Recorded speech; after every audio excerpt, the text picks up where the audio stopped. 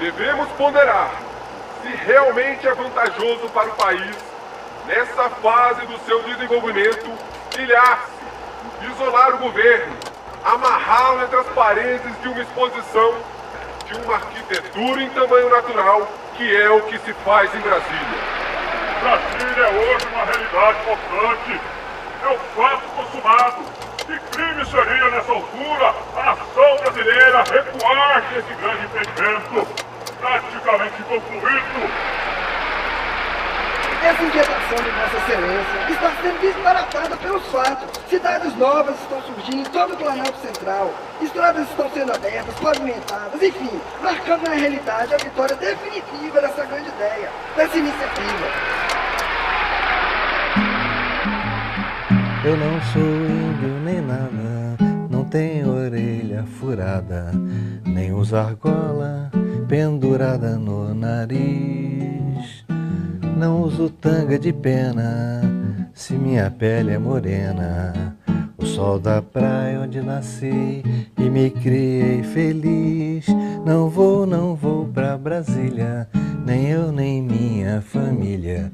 Mesmo que seja pra ficar cheio da grana, a vida não se compara.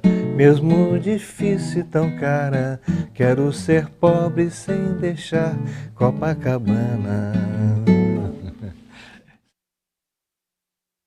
A discussão existia, né? E era um dos principais temas da conversa em qualquer nível, dos salões ao botequim da esquina.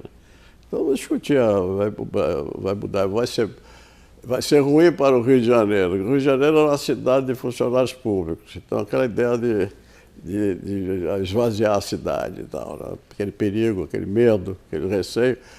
Ao mesmo tempo, ir para Brasília tem a possibilidade de conhecer coisas novas. A gente não acreditava, em princípio, que o Rio ia mudar para lá, como a gente não acreditava em uma porção de coisa que nos era falado, nos era vendido, né? Até hoje, né? Eu saí de Ipanema em 80, parece, 80 e pouco, o metrô está vindo para Ipanema, está chegando agora, né? Quer dizer, em 70 estavam já fazendo metrô para Ipanema. Então, se eu for esperar tudo isso, estou perdido, né? Então, Brasília eu achava que era isso. Tudo bem, legal, Brasília vai ser lá adiante. A interiorização da capital começou a ser discutida na época do Brasil Colônia. O Marquês de Pombal foi o primeiro a defender que a capital do Brasil não poderia ficar tão exposta às invasões. Os inconfidentes mineiros defendiam que a capital fosse transferida para São João del Rei. Hipólito da Costa, de Londres, condenou a convivência da capital com o porto do Rio de Janeiro. Para o fundador do Correio Brasiliense, mercado e corte não deviam se misturar. Mas foi no Império que a ideia da mudança da capital ganhou contornos de lei. Na Assembleia Constituinte de 1823, José Bonifácio de Andrada propôs a mudança da capital para o centro e interior do Brasil. Ele ainda sugere nomes: Petrópole, em homenagem ao imperador, e Brasília. O primeiro aspecto importante dessa tese mudancista é o aspecto da segurança, da defesa do território nacional. É lógico que também Bonifácio pensa, ao propor a interiorização da capital, na construção de uma nova identidade para o país recém-emancipado em 1822. A Assembleia foi dissolvida por Dom Pedro I, mas a ideia da mudança não. Em 1877, o engenheiro, diplomata e historiador paulista Francisco Adolfo Varhagen, aos 61 anos, sobe no lombo de um burro, a caminho do Planalto Central, em busca da melhor área para a construção da capital. Após 6 meses de expedição, recomenda a região situada no triângulo formado pelas lagoas Formosa, Feia e Mestre d'Armas. Constituição Republicana de 1891. Pela primeira vez, a mudança da capital ganha força de lei, com um detalhe: a indicação do Planalto Central como ponto de partida, ou melhor, da chegada.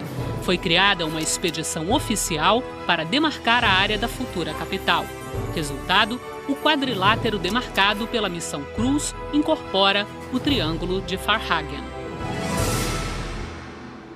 Em 1922, por ocasião das comemorações alusivas ao centenário da independência do Brasil, o governo Epitácio Pessoa manda erigir esse monumento, conhecido como a Pedra Fundamental, que finca no Planalto Central a necessidade de mudança da capital para o interior do país. Meu pai, quando eu nasci em 1928, ele comprou terrenos em Planaltina. Alguns inteligentes corretores imobiliários colocaram à venda terrenos lá naquela área. Né?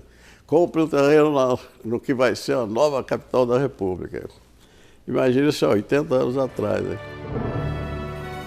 Nas constituições de 34 e 46, a mudança continuava lá, até que, finalmente, Juscelino Kubitschek, ainda candidato a presidente, promete cumprir a Constituição. Ele estava fazendo um comício em Jataí, no interior de Goiás. Uma participante lá do comício disse para ele, esse homem chamava-se Antônio Manuel, vulgo Toniquinho. Aí o Toniquinho pediu uma parte, o Juscelino disse, já que o senhor está prometendo cumprir a Constituição, eu quero saber se o senhor está disposto a cumprir o artigo segundo o qual o senhor tem que fazer a transferência da capital para Brasília. Aí o Juscelino foi apanhado de surpresa, ele não esperava por aquilo, disse, olha, se eu acabei de dizer que vou cumprir a Constituição e se esse artigo está na Constituição, eu vou construir Brasília.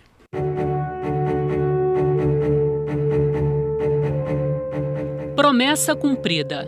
Juscelino Kubitschek toma posse e encaminha projeto de lei para o Palácio Tiradentes, sede da Câmara dos Deputados. 5 meses de discussões e a lei é sancionada em setembro de 56. A nova capital está registrada, o nome Brasília. E foi criada a nova CAP, órgão do governo com amplos poderes para construir a nova capital. A sorte foi lançada. Para o DN, maior partido da oposição, o enterro político de Juscelino. Eu que assisti os debates aqui, verificava claramente que a maioria da Câmara resistia à mudança para Brasília, pelo menos depressa. Se fosse para outra legislatura, até né? Mas a pressão foi irresistível da bancada goiana, que tinha um deputado chamado Emival Caiado, que era um armário. Né? Eu acho que até que alguns deputados tinham medo físico dele. Né? E esse era um fanático pela mudança da capital. E aí o pessoal do DN pensou o seguinte, isso depois o próprio Lacerda contou isso, futuramente ele contou isso, que eles estavam convencidos, aí eles aprovaram, a maioria, todo mundo votou a favor de Brasília, porque ninguém acreditava, fosse Brasília vai ser o cemitério do Juscelino, que ele não vai conseguir fazer, vai ficar aquela metade de cidade construída e desmoraliza ele pro resto da vida, né? Se o Congresso tivesse a convicção de que o Juscelino ia mudar o Congresso para Brasília daquela maneira, ia construir Brasília daquela maneira, não tinha passado.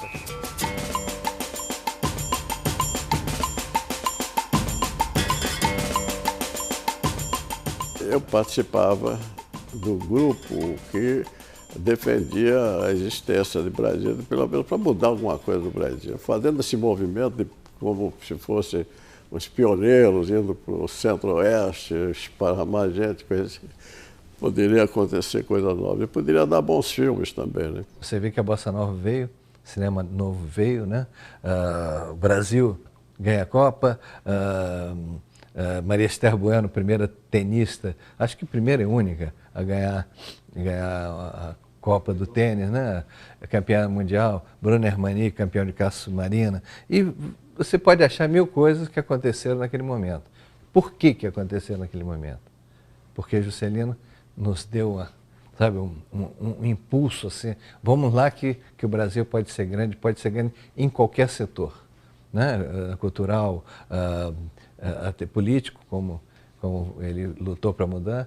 E isso foi vital, para a nossa música foi vital, tanto que a gente chamou ele de presidente Bossa Nova, né? Para quem lia os grandes jornais da época, difícil seria acreditar no sucesso da mudança e nos benefícios que a nova capital traria para o Brasil. Os jornalões, quer dizer, o Globo, o Jornal do Brasil, o Estadão, a Folha ainda era um pequeno jornal naquela época, mas os jornalões eram todos de tendência udenista, elitista. Então eram contra a mudança da capital. E não se cansavam de escrever, não só editoriais, mas reportagens, matérias, denegrindo Brasília. Eu me lembro que o Globo uma vez publicou um editorial de primeira página, grande, chamado Brasília über alles. Über alles era o slogan do Hitler, Deutschland über alles, a Alemanha acima de tudo. Então o Globo arrasava com Brasília. E muita gente ficou contra a capital. No Palácio Tiradentes, os deputados dividiam-se em dois grupos, mudancistas e antimudancistas. O Brasil, que era da UDN, era contra a mudança.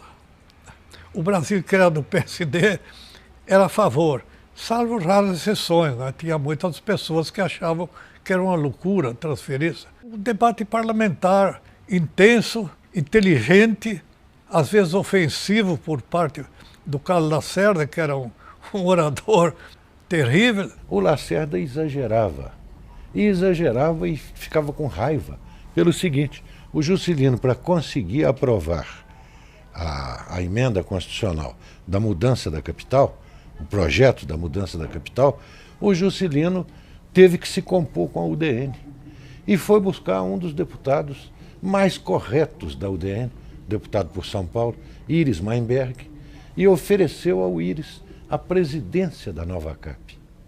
Aí o Iris disse, não, presidente não pode, não fica bem, eu sou da oposição, da UDN, então a diretoria, acho que financeira, e o Iris aceitou a diretoria. Então a UDN estava dentro da nova CAP. Janeiro de 1957. O projeto urbanístico de Lúcio Costa é escolhido por meio de concurso. Foram 26 concorrentes de todo o Brasil.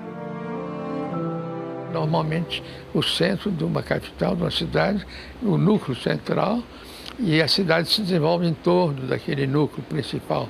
E a praça principal está no centro da cidade. E me pareceu interessante fazer o inverso, fazer essa praça principal na cabeceira, como um convite, um primeiro passo em direção ao lago e à paisagem. O Congresso comanda, né? Tem mais raízes, compreende? E como os poderes são três, eu imaginei que um triângulo equilátero seria a forma geométrica apropriada para colocar esses três poderes.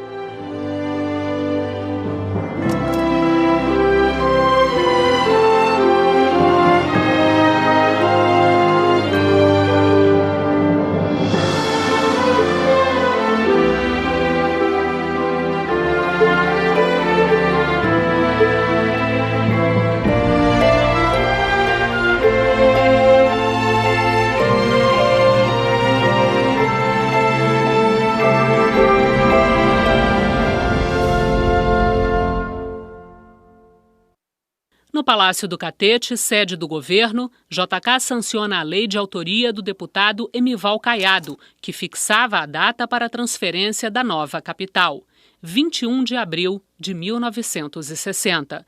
2.500 pessoas já trabalhavam na construção de Brasília em regime de 24 horas por dia. Se nós fôssemos nomear uma comissão, fazer o programa do prédio do Congresso, por exemplo, isso ia levar tanto tempo que Brasília não acabava. Tinha que ser tudo feito às pressas, da maneira possível. Por isso eu vim ao Rio com Israel Pinheiro para ver o prédio antigo da Câmara e do Senado. Examinamos, vimos como é que ele funcionava, resolvemos que a única solução é multiplicar por 3. Ele veio a primeira vez. Quando ele veio não tinha nada em Brasília, não tinha catetinho, não tinha coisa nenhuma. Tinha apenas essa fazenda, essa casa que nós estamos vendo aqui atrás de mim, que era uma fazenda velha, chamava Fazenda Velha do Gama. Daqui, então, nós saímos de carro e fomos ver, ele queria ver onde seria a Praça dos Três Poderes. O presidente parou e falou, ali vai ser o Congresso e ali vai ser o Palácio da Justiça. E do outro lado vai ser o Palácio do Planalto, onde eu vou trabalhar. E aqui vão ser os ministérios. Eu olhava assim, só via lama e poeira. Eu fiquei horrorizado com aquilo, com o entusiasmo daquele homem. Parece que ele estava vendo pronto. E todo mundo espantou, né? Eu mesmo pensei comigo, mas como que ele vai poder fazer isso em 3 anos e 6 meses? Voltei de Brasília, reuni os blocos aqui na Manchete e disse para eles, olha, vamos entrar nessa, porque esse homem é doido e vai construir Brasília.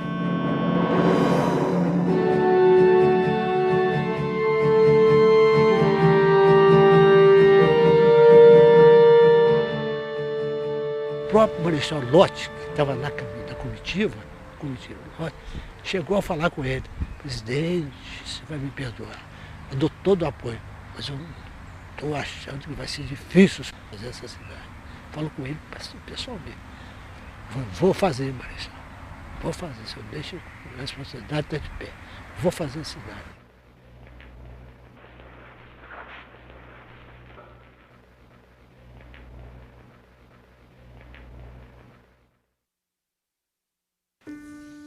A primeira obra de Brasília foi o Catetinho, um palácio de tábuas. Projeto de Oscar Niemeyer e presente de amigos a Juscelino. Ficou pronto em 10 dias. Servia de residência e como sede do governo em Brasília.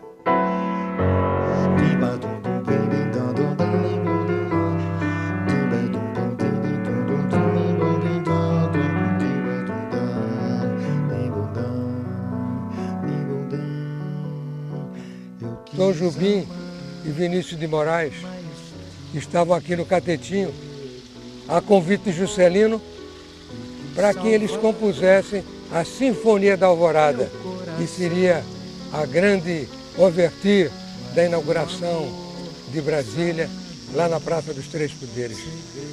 Mas, uma noite de lua, terminado o jantar, eles ficaram fazendo o quilo, passeando ali em volta do Catetinho, quando ouviram esse barulho de água aqui.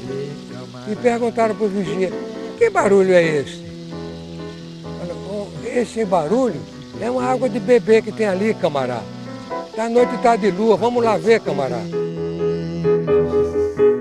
Água de bebê, camará. Durante o dia, no Palácio do Catete, Rio de Janeiro. De madrugada, no Catetinho, para acompanhar as obras. Essa era a rotina de trabalho de JK. Da 3h30, 3h40, quase 4 horas da manhã.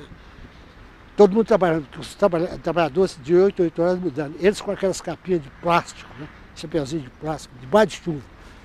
Aí tinha o presidente batendo o martelo, o presidente bateu o braço dele, assim, vai ou não vai? Ele parou um pouco, quando eu vi o presidente debaixo de chuva, em vez de dar um martelo, ele dava 10. Então ele transmitia aquilo desde o operário ao mestre de obra, ao dono da obra, porque todas as obras do Brasil tinham data para inauguração. Ulisses Guimarães, presidente da Câmara, não hesitou. Em novembro de 57, nomeou uma comissão de deputados engenheiros para acompanhar a construção da nova Câmara dos Deputados.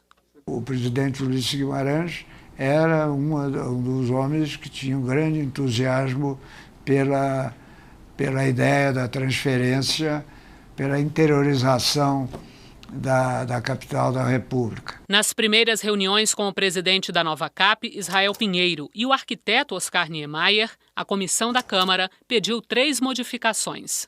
O Niemeyer havia localizado as comissões no edifício administrativo. Naquela época ainda se considerava, não se chamava de anexo 1, se chamava de edifício administrativo. E a comissão ponderou que essas comissões técnicas deviam se localizar no edifício principal. Foi então feita a transferência. A outra sugestão dos parlamentares foi no sentido de que o plenário da Câmara ele havia sugerido poltronas, mas a comissão ponderou que se tratava de uma Assembleia Legislativa e que, portanto, deveria ter, além das poltronas, ter as respectivas bancadas. E mais, a terceira, que eu achei mais interessante, é que na fachada do edifício da Câmara, que é paralelo ao eixo rodoviário, ele fez embutir mais um pavimento, já que a comissão ponderara que os secretários da mesa da Câmara, os 4 secretários, deveriam ter os seus gabinetes. Então, hoje em dia, visitando a Câmara, a gente vê o pavimento superior, vê o pavimento semi-enterrado, que é dos secretários, e o pavimento enterrado. Em 1959, foi criada a comissão responsável pela transferência da Câmara para Brasília. Deputados e servidores duvidavam do sucesso da empreitada. Não faltavam críticas à construção da nova capital. Havia um engenheiro, líder católico, jornalista também, escrevia no Diário de Notícias, chamado Gustavo Corsão.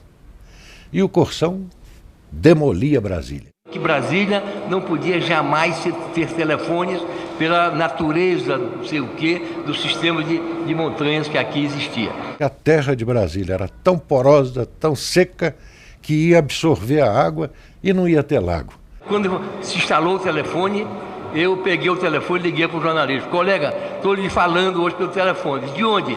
Copacabana não, estou falando de Brasília. De Brasília? Mas não é possível uma coisa dessa. Quando o lago chegou na cota 1000, o Juscelino passou um telegrama para o Gustavo Corsão com pouquíssimas palavras, dizendo assim: encheu, viu?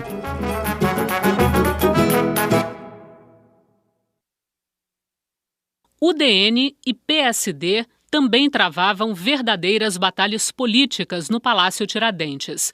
Brasília estava nascendo e o ano eleitoral se aproximava. Uma CPI para investigar a nova CAP poderia facilitar a vitória da oposição. Havia muitas acusações contra Israel Pinheiro, mas ele comandou a construção de Brasília arbitrariamente, vamos dizer assim. Ele tinha de ter poder amplo, porque senão não faria a obra no tempo meditado. Brasília não podia parar um minuto. Então chamava Niemeyer, chamava Israel, chamava o engenheiro, chamava outro da outra obra. Tinha que ir na comissão. Era obrigado a ir lá no Rio. Aí parava Brasília. Numa das tentativas, o primeiro secretário da Câmara, deputado José Bonifácio, da UDN, conseguiu recolher 3 assinaturas além do necessário para dar início à CPI. Foi quando Antônio Carlos Magalhães fez uma jogada sensacional, porque ele chamou um deputado também da UDN, de Sergipe. Então o cara chegou perto dele e falou: você quer fazer um bem ao Juscelino? Pega os nomes da comissão que nós precisamos saber. Nós fomos para o apartamento de outra casa e ele foi no apartamento do Zé Bonifácio, que era também lá em Copacabana. Aí chegou perto do Antônio Carlos, do Zé Bonifácio e falou: tem uma comissão aí para assinar? Pode dar. Ele entrou para o escritório com ele e falou: assina aqui. Ele falou assim: epa, peraí. Meu avô e meu pai me disseram que nunca ele deve assinar um papel sem ler. Então eu não assino sem ler. Ah, mas não sem ler aqui, ele leu. Falou assim: tem outra coisa. Eu não assino sem minha mulher aprovar. Ah, mas essa não pode sair daqui. Não vai? Pôs no bolso. Quem é que vai tirar? Pôs no bolso e foi embora. Foi para a casa dele. E nós estávamos na casa do Antônio Carlos. Foi direto para lá. Aí foi lá, nós tiramos 4 nomes. E aí temos que abrir um parênteses. O governo se constitui de 3 poderes: o executivo, o legislativo e o judiciário. O Executivo e o Legislativo, o Juscelino já tinha conseguido garantir, mais ou menos, com o PSD, a maioria dele no Congresso, conseguiu a maioria para apoiar Brasília. Mas o Supremo Tribunal eram 11 ministros. Bastava que 6 ministros fossem contra, para o Supremo nunca ir para Brasília. Então como é que ele podia funcionar o governo sem um dos 3 poderes? Então os ministros do Supremo foram cabalados também um a um, até ele conseguir 6 votos a favor e fazer a mudança do Supremo Tribunal para Brasília. As dificuldades não se davam só no campo político. Muitos servidores não queriam sair do Rio de Janeiro para enfrentar a poeira concreta de Brasília. Dos 600 servidores da Câmara, cerca de 200 alegaram motivos para não se mudar. 58 deles ficaram no Rio de Janeiro. Minha mulher foi categórica, né? Se você for, você vai, mas eu fico aqui comandando, eu não vou para Brasília. De modo que já estava decidido que eu não iria, se tivesse que ir me aposentar, porque eu já tinha tempo de serviço para isso de sobra, né? Mas felizmente conciliou-se e tal, e eu fiquei aqui, comandando a tropa. Tem gente que é fissurada em praia, né? Que fica, se não tem uma praia, muita gente não vinha por causa da praia, não queria perder praia. Teve gente que desistiu porque tinha filho pequeno no colégio aqui, não queria ir. O Zé Bonifácio, de Andrade Silva, deputado, mandou um telegrama dizendo que os funcionários que não puderam até o dia tal serão demitidos. Meu pai estava muito aflito com isso, dizia, eu preciso morrer porque eu estou atrapalhando sua vida e não sei o quê, eu não posso ir para Brasília. Eu digo, fica vivo porque eu não quero sair daqui. Como eu já estaria no grupo de Rio, então aquele grupo que faria toda a transferência, tenho a impressão que eles optaram por alguns desses servidores para colocar nessa comissão, porque eles iriam ficar no Rio, então eles não teriam que desfalcar essa comissão.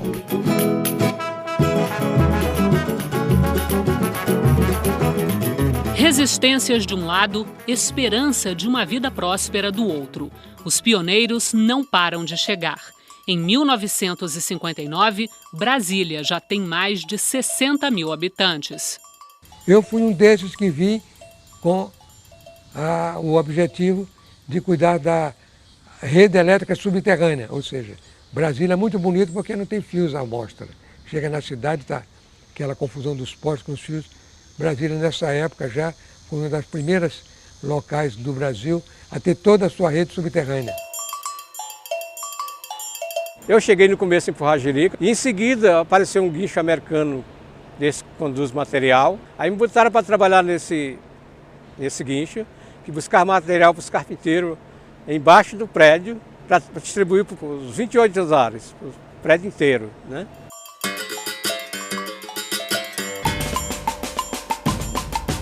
Começou a chegar gente do Brasil inteiro.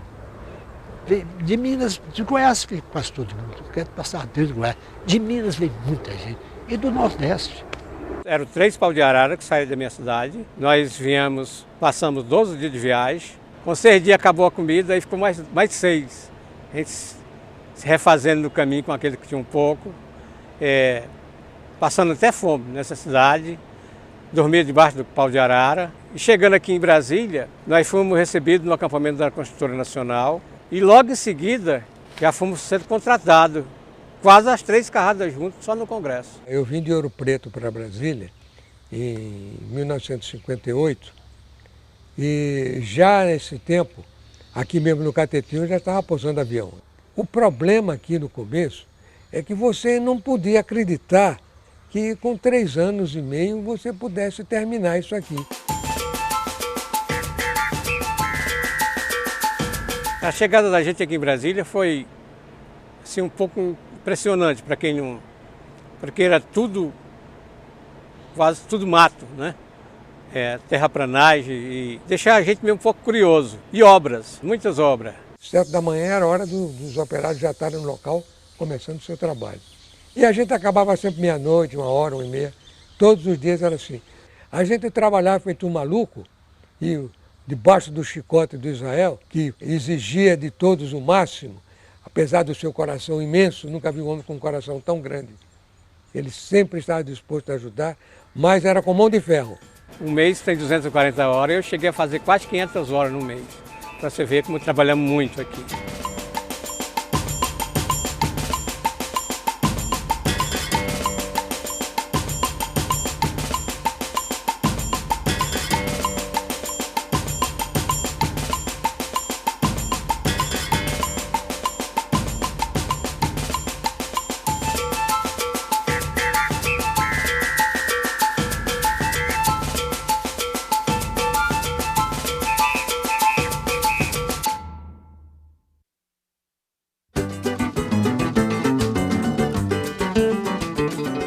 A construção de Brasília avançava em ritmo acelerado. Os palácios do Planalto e da Alvorada já estavam prontos. O presidente da Comissão de Transferência, deputado Neiva Moreira, trabalhava arduamente para convencer deputados e servidores a se mudarem. Para ele, Brasília só passaria a ser considerada a nova capital com a Câmara instalada e funcionando no dia da inauguração. Deputados e servidores foram convidados a conhecer a nova capital e os apartamentos disponíveis para mais de 1.000 famílias. Quando nós saltamos no aeroporto, que eu olhei em direção de Brasília, eu levei um susto. Eu olhei assim, vi as duas torres do Congresso, né, as duas cumbucas, as torres, e depois uma massa compacta de edifícios que não acabava. Dá a impressão que era uma cidade colossal. Para alguns, você não tinha certeza até da existência de Brasília. De tal maneira, havia uma oposição intensa à política, né, que apaixona, levava a ideia de que havia muita coisa fantasiosa, que aquilo não existiria, seriam só truques fotográficos. Nós chegamos perto, não, era um prédio aqui, o outro lá longe, mas a posição do aeroporto dava essa ilusão de uma coisa muito compacta, muito mais do que era na realidade.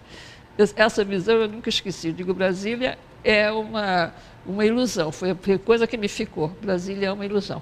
Veio ser um descampado, né? E de repente tinha já o Lago Paranoá, estava enchendo, né? E as obras das coisas principais do Congresso. Foi um impacto. No meio do nada apareceu uma cidade, né?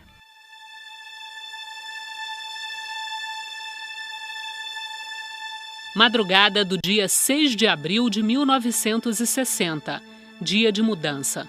Centenas de caminhões saem do Rio de Janeiro rumo a Brasília.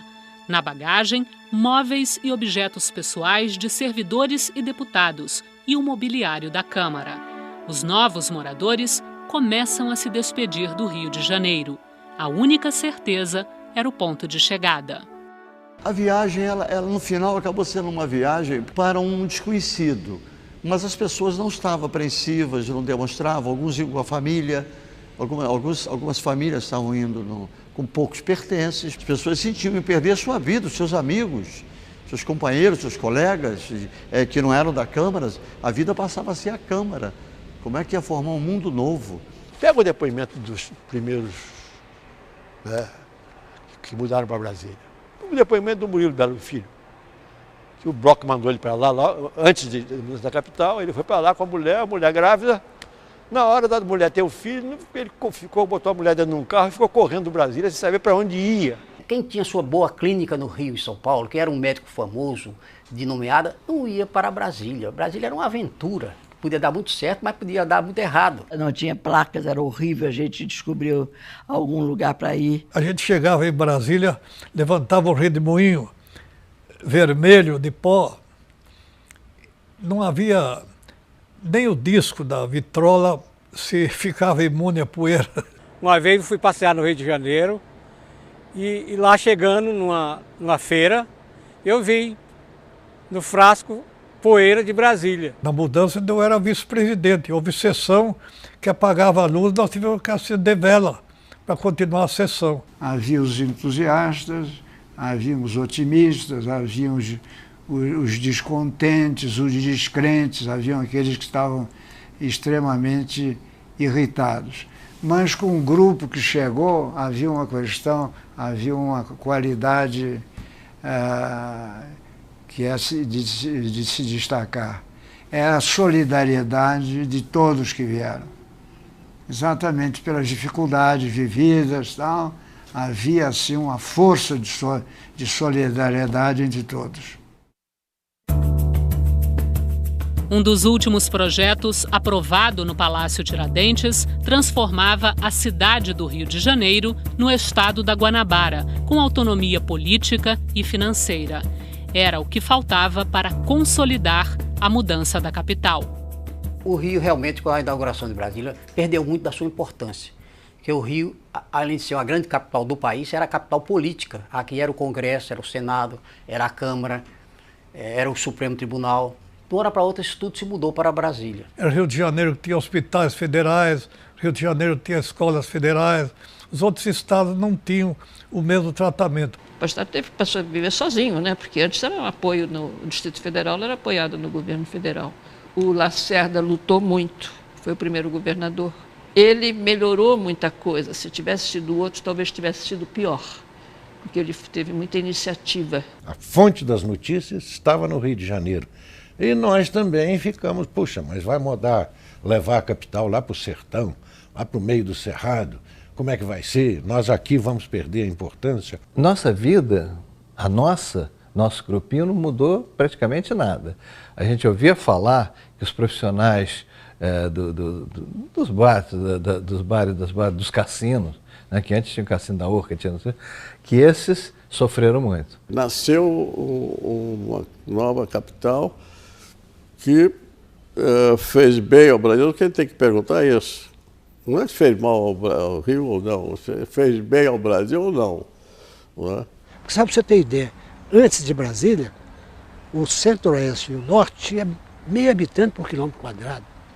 Não existia o Brasil. O desenvolvimento do Brasil foi bem mais intenso com a incorporação de todo o oeste do país e também do norte, do que seria se a capital tivesse permanecido no Rio de Janeiro. O Brasil não podia continuar arranhando as praias aqui como caranguejos. Tinha que se incorporar ao seu interior. E o livro do Euclides da Cunha, Os Sertões, é muito isto. É a conquista do Brasil na segunda parte do Brasil, que também é Brasil. Não se pode mais pensar em Brasil apenas no Rio, São Paulo, nas capitais litorâneas. Não. Brasília, Goiânia, Mato Grosso também são Brasil.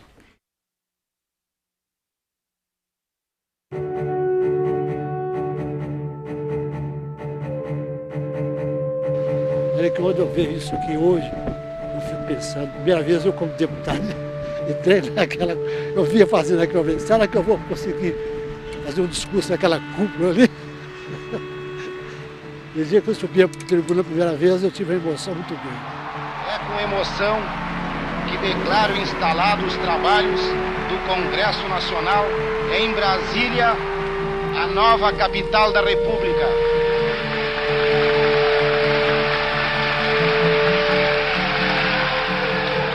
O Congresso, apesar da pressa, é o prédio que eu gosto mais, porque ele é diferente. Eu mesmo me espanto com aquelas cúpulas enormes. Eu me lembro que quando o Corbusier chegou lá e subiu a rampa, ele disse, aqui tem invenção. Eu fiquei satisfeito. Brincadeira, né? Parece que ontem, quanta coisa já aconteceu nesse Congresso.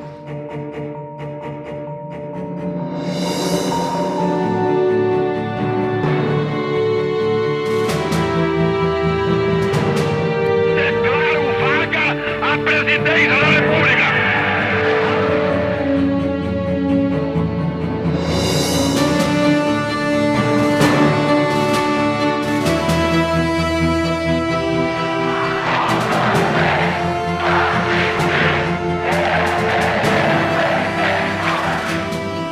O documento da liberdade, da dignidade, da democracia.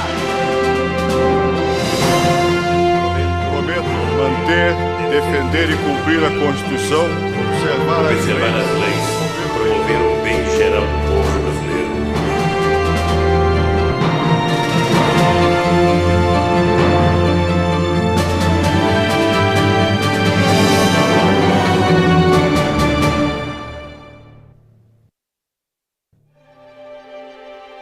Como carioca, eu não era mudancista, mas como jovem, naquela época, eu tinha assim uma grande atração pelo desconhecido. Hoje eu não tenho noção mais do que é a Brasília de hoje e o que era. Só que na época realmente era como se fosse um faroeste. A primeira impressão que você tinha era de uma cidade de brinquedo. Eu achei que ia ser de uma monotonia incrível, ia ter tudo muito igualzinho. Não tinha aquela coisa daqui do Rio da gente se dar com, sei lá, de ver gente na rua. Cidade Livre era aquela coisa, eu achava uma coisa maravilhosa, aquela babel de gente. Eu sei que a gente se virava, eu nunca ficava... Nunca tive tédio aqui. No dia da inauguração em Brasília, nós publicamos uma edição especial e extra, histórica, sobre a Brasília, com 1 milhão de exemplares, que se esgotaram em 48 horas. 1 milhão de leitores sobre 50 milhões de habitantes, não é sobre 200 milhões, não é? Quando Brasília foi inaugurada, o Congresso inteiro estava lá. Inclusive os oposicionistas, que eram contra, mas tiveram presentes. Um detalhe muito curioso naquela noite foi o sino que tocou em Tiradentes, no sacrifício da Inconfidência Mineira. Esse mesmo sino foi levado para Brasília e lá tocou em homenagem à Constituição do Brasil. Isto foi uma Câmara, isto foi um Congresso. Aí o Congresso, garantindo a democracia, graças a Deus.